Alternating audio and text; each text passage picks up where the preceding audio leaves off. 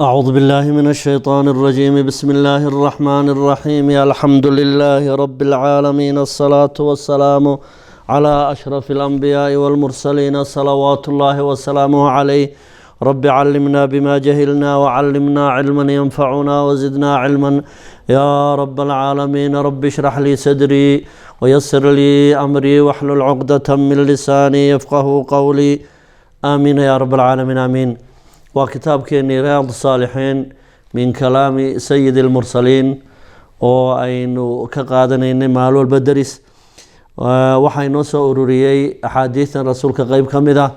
الإمام النووي رحمة الله عليه وعلى المسلمين جميعا. وحينو بلابدونا بابك سيدي صدناد أو كسابسا باب وجوب أمره أهله وأولاده المميزين وصائر من في رعيته بطاعة الله تعالى. باب كان يوحو كساب سيها إني واجبتهاي روحو إنو إهل كيس أمره يعرورتي سمميز كي وحكال سوعيسا وحكال قرنيسا وصائر من في رعيته يوحي مسؤولية ديسا هوسي مادا بطاعة الله تعالى. إن إلهي أيهو كان سمان صدح ذا قيبود با وحواجبك الروحة إنو أمر كاسية ونهيهم إنو كريبه عن المخالفة إني أمرك إلهي خلافان وتأديبهم إنو عرورة التوسيو أو تلمامه أو إدبيه ومنعهم إنو كريبه من ارتكاب منهي عنه إني كل عام وحي لغريبي ومنعهم إنو كمنعيه من ارتكاب منهي عنه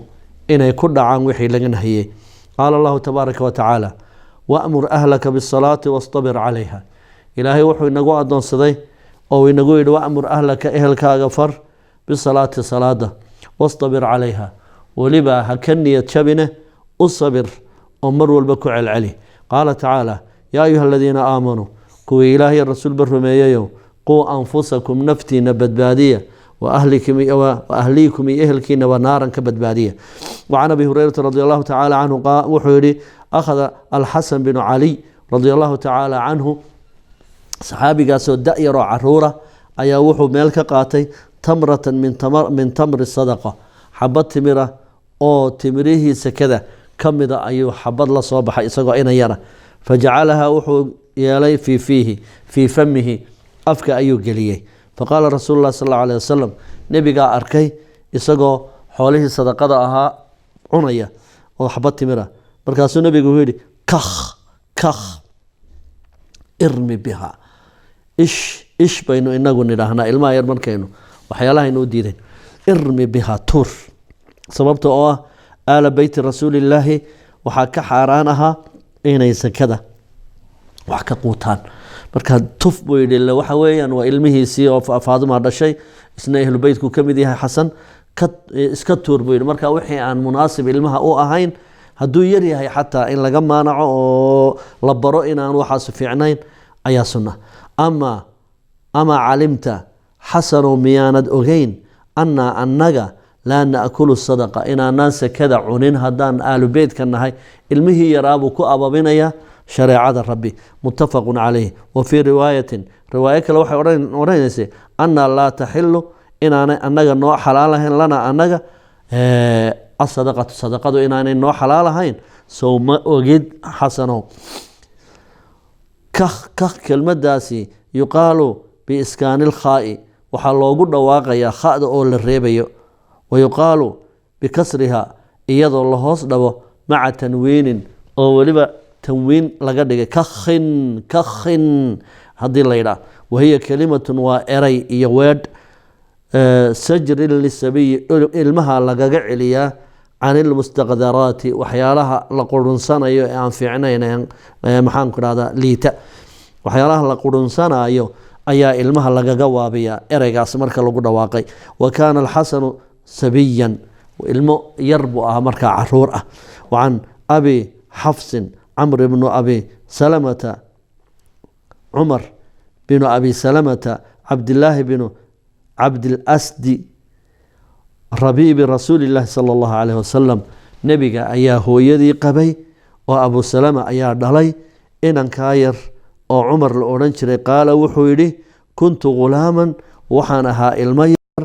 oo fii xijri rasuulillaahi sala allahu caleyh wasalam nebiga dhabtiisa kusoo barbaaray bimacnaa waxaan ahaa rabiibkii rasuulka guriga nebigan kusoo barbaaray wa kaanat yadii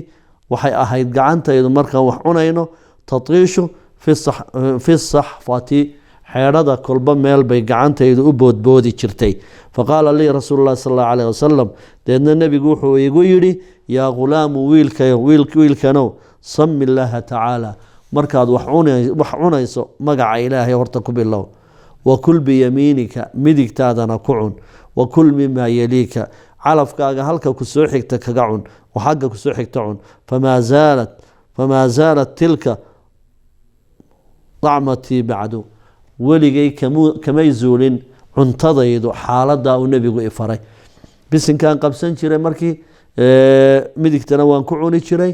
dhinaca i xigtana waan ka cuni jiray maalintaas siduu nebigu ii toosiyey dabadeed waayahay famaa zaalat tilka dacmatii cuntadaydu sidaa kamay suulin bacdu maalintaa wixii ka dambeeyey wa tatiishu kelmaddaa tatiishu macnaheedu waxa weeye taduuru fii nawaaxi saxfati saxfadu waxa weeyaan saxniga iyo xeedhada ayay kolba meel ayaan wax ka qaadqaadanay markaan wax cunayo waayahay wacan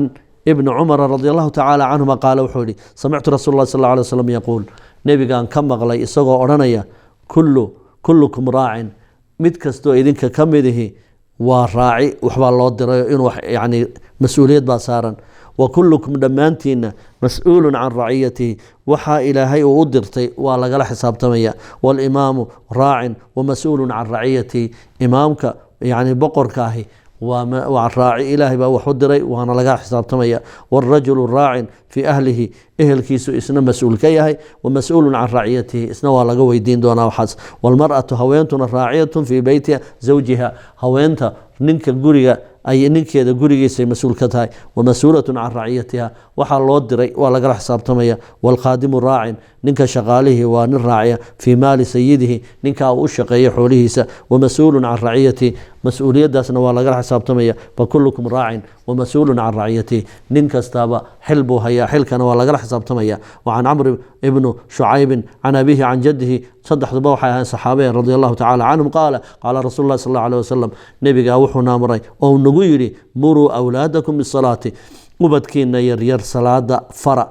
wahum abnaau 7 siniina iyaga oo ubadku 7 jir ay yihiin wadribuuhum calayha hadday sagsaagaanna ku edbiyo ku garaaca wahum abnaau 10 markay 10 yihiinna markay 10 jir gaadhaan wafariquu baynahum fi lmadaajici gogashana ha isugu geynine mid walba meel gaara seexiya wafariquu kala kaxeeya baynahum dhexdooda fi lmadaajici gogashana meel kala durugsan oo aan isku mid ahayn caruurta waa in la kala seexiya si aanay edabdarro iyo akhlaaq xumo shaydaanku aanu ugu ababinin wacan abi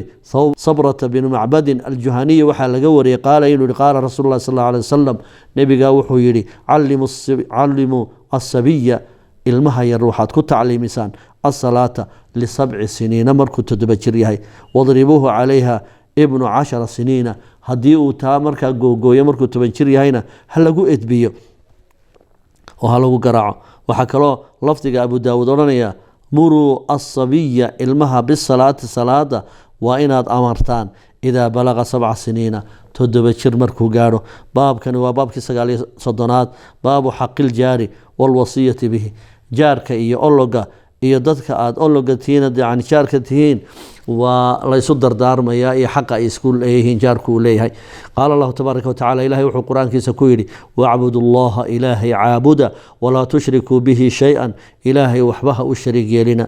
wabilwaalidayni wa axsinuu u samafala bilwaalidayni labada waaladna ixsaanan samafal wabidi lqurbaa ehelkana qaraabadana u samafala walyataamaa agoonka walmasaakiin iyo masaakiinta waljaari dilqurba jaarka iyo ruuxa jaarkaaga qaraabana kula ah waljaari ljunubi ama ruuxa jaarnimo un kugula ologeen qaraabada kula ahayn wasaaxibi biljanbi iyo qofka aad dhinacaaga fadhiya ama makhaayad a ka wada shaahaysaan ama basba a wada raacdaan wabni sabiili ninka wadada iyo safarka ah isna u samafala wamaa malakat aymaanukum waxaad midigteenu maamusho ee addoonta ana u samafala baa ilaahay yidhi. wacan ibni cumar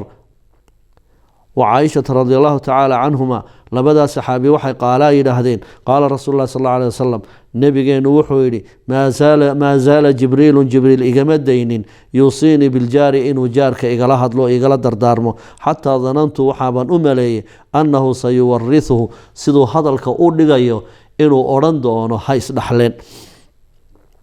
وعن أبي ذر رضي الله تعالى عنه قال رسول الله صلى الله عليه وسلم أبا ذر بوحر يا أبا ذر إذا طبخت هداد كرسته مرقة وحونه لبهداد كرسته فأكثر ماءها بيها أسيادي وتعاهد جيرانك كور هاي جار كاغا هدي أنا وحبا كرسنه مركا. وفي رواية له أبو ذر أهيد وحي أهيد عن أبي ذر رضي الله تعالى عنه قال وحري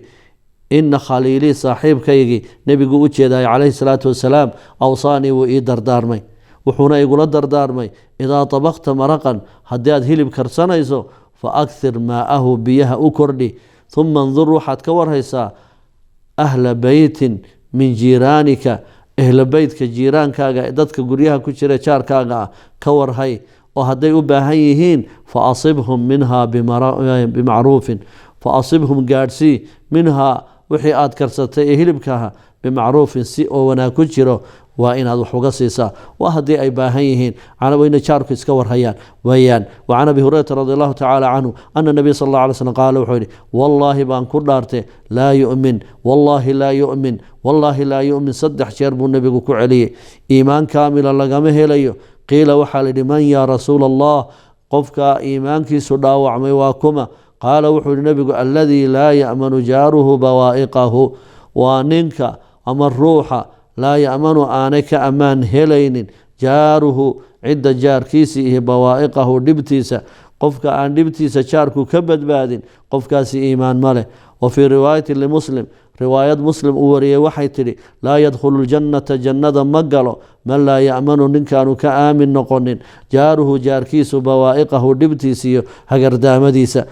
البوائق وحال إلى هذا الغوائل هقردامدا إيو والشرور إيو شرك يدباتدا أي الله إلى هذا بوائق نينك هقردامديس إيو شرتيسا أي شاركو كبد بادي وايين جنة مقري دونه. وعنه صلى الله عليه وسلم رضي الله تعالى عنه قال وحولي قال رسول الله صلى الله عليه وسلم نبي قايلي يا نساء المسلمات هوين كان مسلمات كأهو لا تحقرن جارة قبل أو جار إهيين حقر لجارتها gabadha kale jaarkeeda ayay ku xaqirin walow fir sana shaatin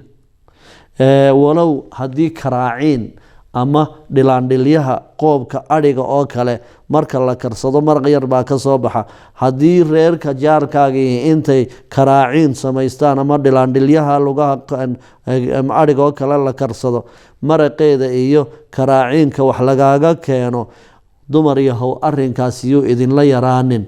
waxaad qiimaysaan xasuusta uu ruuxani ku xasuustay uu ku tixgeliyey iyo duruufta uu markaa ku jiro inuu wixii uu yaraa wax kaa siiyey waxay tilmaamaysaa hadduu wax weyn haystana inuu kaa siin lahaa waxay tilmaamaysaa ka warhaynta uu ka warhayo ruuxu jaarkiisa ee ha qiimaynina shaygan oo xaqirina ilaahay agtiisa wax badan baad ويسوي كهلا يدنا كهلا متفق عليه. وعنه عن راوي له رضي الله تعالى عنه أن الرسول الله صلى الله عليه وسلم أبي هريرة ويانا قال وحولي لا يمنع جاره روحنا يؤدي دين شاركي سكله أن يغرس إنه كقبصده كتلاله خشبة في جداره قريق كوبحيقا ayaa wuxuu rabaa inuu xadhigii dharka uu ku waran lahaa uu aqalkaaga meel ka mida uu ku soo xidho ama qorigii yani aqal buu dhisanaya waanad ka dhismo horeysay inuu gidaarkaaga ka faa'iidaysto uu ku qabsado qoriga yaan la isu diidin saasuu nebigu yidhi calayhi salaatu wasalaam haddii dhismaha jaarkaaga ka horeeyey oo gidaarkaaga uu doonaya inuu wax yar ku dhisto ama uu qoriyal dul dhigto yaan laga maanacin. laa yamnacu jaarun ruux jaarihi yuu diidin jaarahu jaarkiisa an yakrisa inuu ku qabsado ama uu ku tallaasho khashabatan qori fii jidaarihi gidaarka inuu kaaga qabsado ha u diidin. uma yaquulu wuxuu odhanayaa abu hurayra markuu xadiidkaa sheegay maa lii araakum maxaan idinku arkay maxaa ii sugnaadeen idiin arkaa canhaa mucridiina masaladan aan idinkala hadlay maxaa uga sii jeedsanaysaan wallaahi baan ku dhaartee la armiyanna biha waan idin saaraya waan idinku soo tuurayaa bayna aktaafikum tunkaan idiin saarayaa masaladaa nebigaa yidhi ama diida ama yeela in qofku jaarkiisa aanu ka maanicin gidaarka inuu kula soo xidhiidho waaya ruwiya waxaa la yidhi khashabahuna waa la aqriyay biidaafati waljamci waay khashabahu ayaa la odhanayaa oo khashabka ha-daa loo idaafaynaya waruwiya waxaa la wariyey khashabatan bitanwiini cala alifraadi oo khashab waa jamac khashabatanna waa mufrad marka inaad tidhaahdo khashabahu qoryihiisa inuu ku qabsado gidaarkaaga iyo khashabatan hal qorya inuu ku qabsado gidaarkiisa waa mufrad iyo jamac khashab oo jamaca ayaa khashabatun lagu jamciyaa waa kelimaadka ta'da ku jamcooma weeyaan mufradka ku noqda ta'da baqar iyo baqaratun oo kale ay kale yihiin shajar iyo shajaratun oo kale wey wa qowluhu maa lii araakum abaa hureyra markuu leeyahay maa lii araakum canha mucridiin maxaan idiin arkaa saxaabadii iyo muslimiinta inaad warkaygan uga sii jeedsanaysaan yacni wuxuu u jeedaa can haadihi sunna sunnada nebiga aan idiin sheegay maxaa uga sii jeedsanaysaan wa canhu can raawi lawal wa abaa hureyra ana rasuula allah sal alla alay slam qaala nebiga wuxuu ka wariyey inuu nebigu yihi man kaana yuuminu billahi walyowmi alaakhir nin kasta oo ilaahayna rumaysan aakhirana rumaysan falaa yu'di jaarahu yuu jaarkiisa dhibin falaa yu'di jaarahu waman kaana yuuminu biاllahi walyowmi alaakhir qof ilaahay iyo aakhiro rumaysan falyukrim dayfahu martida u timaado ha qiimeeyo ha karaameeyo waman kaana yuuminu biاllahi walyowmi alaakhir nin kastoo ilaahay iyo maalinta aakhiro wax u dhiganaya oo rumaysan falyaqul khayran aw liyasmud erey khayr ku jiro ha ku hadlo ama afkiisa ha haysto muttafaqu calayh wa can abi shurayx الخزاعي رضي الله تعالى عنه أن النبي صلى الله عليه وسلم قال صحابي wuxuu yihi nebigaa yidhi man kaana yuuminu biاllahi walyowmi alaakhir nin kastoo ilaahay iyo maalinta aakhira rumaysan falyuxsin ilaa jaarihi ha u ixsaan falo jaarkiisa waman kaana yuuminu biاllahi walyowmi alaakhir nin kastoo ilaahayna rumaysan aakhirana wax u dhiganaya o rumaysan falyukrim dayfahu martidiisa ha karaameeyo waman kaana yuuminu biاllahi walyowmi alaakhir nin kastoo ilaahay iyo aakhiro wax rumaysan falyaqul khayran aw liyasmut ha yidhaahdo khayr ama ha iska aamuso rawaahu muslim bihada lafd warawa albukhaari bacdahu muslim lafdigan iminka aynu yani warinay sidaasuu kitaabkiisa ugu qoran yahay bukhaarina xadiidka oon dhammaystirnayn ayaa kitaabkiisa ku qoran wacan caaishata radi allahu tacala canha qaalad waxay tihi qultu yaa rasuula allah waxaan idhi rasuulkii allow ina lii jaarayni laba reer oo jaara baan haystaa fa ilaa ayihimaa uhdi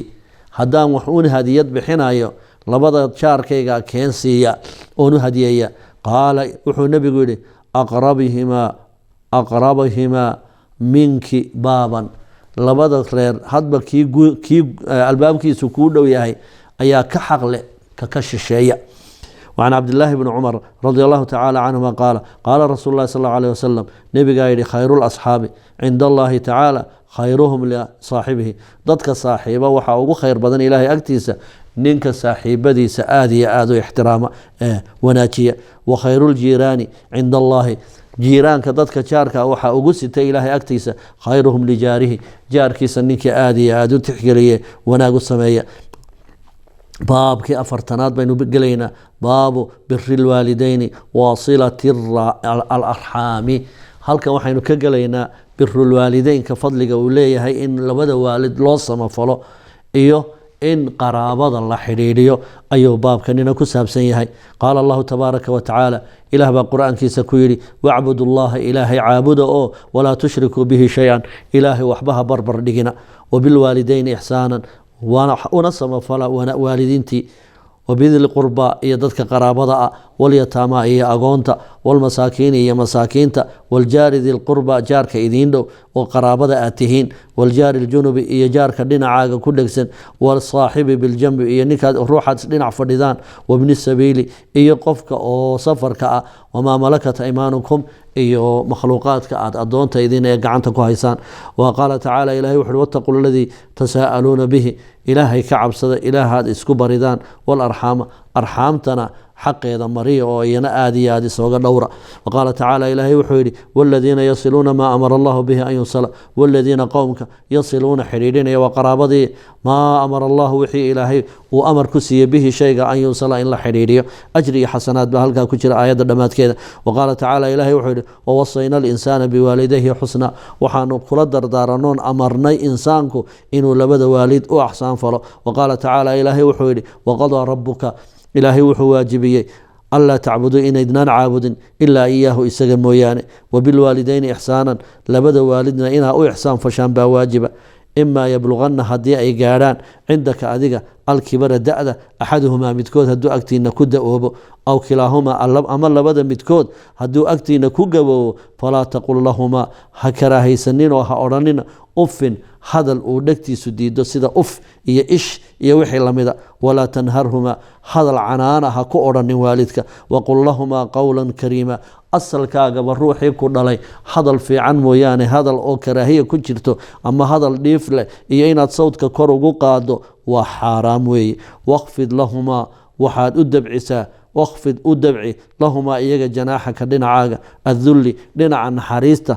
min araxmati xagga naxariistaan ka wadnaa dhinaca isdullaynta naxariiseed waa inay hooyada ay aabbaha kaa helaan waqul waxaad tidhaahdaa markaad ducaysanaysana rabbi rabbigayow irxamhumaa u naxariiso labadaydii waalid kamaa rabbayaanii siday ii soo koriyeen anigaba sagiiran anigoo yar oo dhallaana siday ii koriyeen allahayow u naxariiso waqaala tacaala waxaa kaloo ilaahay yidhi wawasayna alinsaana biwaalidayhi waxaanu u dardaaranay labada waalid insaanka ayaanu kula dardaarano dadow labada waalid baanu ku nidhi waa inaad ilaalisaan xamalathu ummuhu wahnan hooyadu waa tii xambaartay ayadoo daciiftay calaa wahnin marbana daciifnimo kusii kordhayso wa fisaaluhu markii ay ka gurinaysay fii caameyni 2 sano ay ku qaadatay anishkur lii umahadnaq baa ilaahay inamray aniga iyo waliwaalideyka labadaada waalidba wacan abi cabdiraxmaan cabdilaahi bni mascuudin radi allahu tacaala canhu qaala wuxuu yidhi sa'altu nabiya sala allahu calayhi wasalam nebigaan su-aalay ayulcamali axabu ila allahi tacaala shaqo la qabto ilaahay muxuu ugu jecel yahay qaala wuxuu yidhi alsalaatu calaa waqtiha salaada xilligeeda la tukaday qultu waxaan ku yidhi uma ayu maxaa ka labeeya oo ku soo xiga qaala wuxuu yihi biru lwaalidayni labada waalid oo loo samafalo qultu waxaan haddana ku yihi uma ayu maxaa ku sii xiga qaala aljihaadu fii sabiili illah inaad ilaahay diintiisa aada wax tarto ood u jihaado litakuuna kalimat llahi hiya alculya mutafaqu calayh wacan abi hurayrata radi allahu tacaala canhu qaala qaala rasuulu llahi sala allahu calayhi wasalam nebigaa yidhi laa yajzi waladun waalidahu uma abaalgudi karo ilmo la dhalay kii dhalay uma abaalgudi karo ilaa an yajidahu inuu soo helo mamluukan iyadoo la hantay oo fayashtariyahu dabeedna uu soo iibsado oo fayuctiqahu dabadeedna uu xoreeyo hal mar baa waalidka aada u abaalgudi karta waa marka intuu cadow qafaashe gaala ay haystaan ay addoonsanayaan oo dabadeedna u sacda iyadoo u dadaasha inaad waalidkii soo furato xataa hadday adduun noqoto aad ku soo iibsato dabadeedna uu saa ku xoroobay rawaahu muslim وعنه أيضا رضي الله تعالى عنه أن رسول الله صلى الله عليه وسلم قال وحيري من كان يؤمن بالله واليوم الآخر ننكستو إلهين الرميسا آخر الرميسا فليكرم ضيفه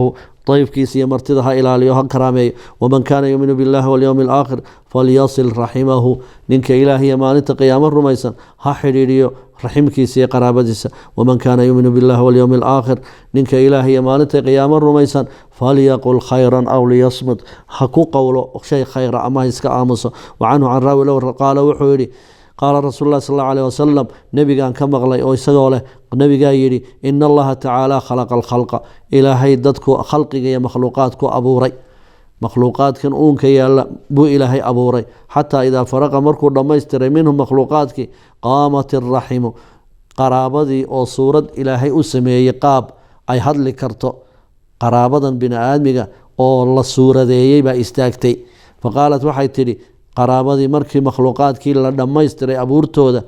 haadaa maqaamu alcaa'idi bika halkaan taagnahay waxaan u taagnahay allahayow magangeliyo ayaan u rabaa bika adiga min alqatiicati in lay gooyo ilaahayow waxaan kaa magan gelayaa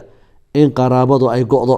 oo bini aadmigu ay isgooyaan qaala wuxuu yidhi nacam waad iga heshaa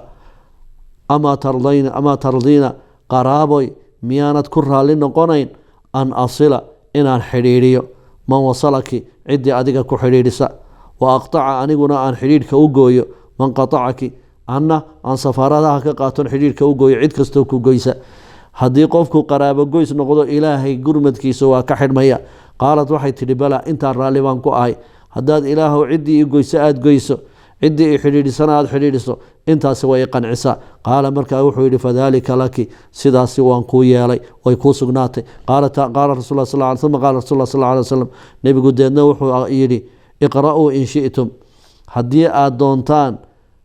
heerka qaraabadu ilaahay agtiisa ka taagan tahay waxaad aqridaan hal casaytum dadow ma la idinka yaabaa in tawallaytum haddaa xaqa ka jeesataan an tufsiduu fi lardi inaad arlada fasahaadisaan wa tuqaticuu arxaamakum ood weliba sokeeyihiina goysaan waa sida maanta bilaada gaalada aad ku aragteen ruuxu ilmaha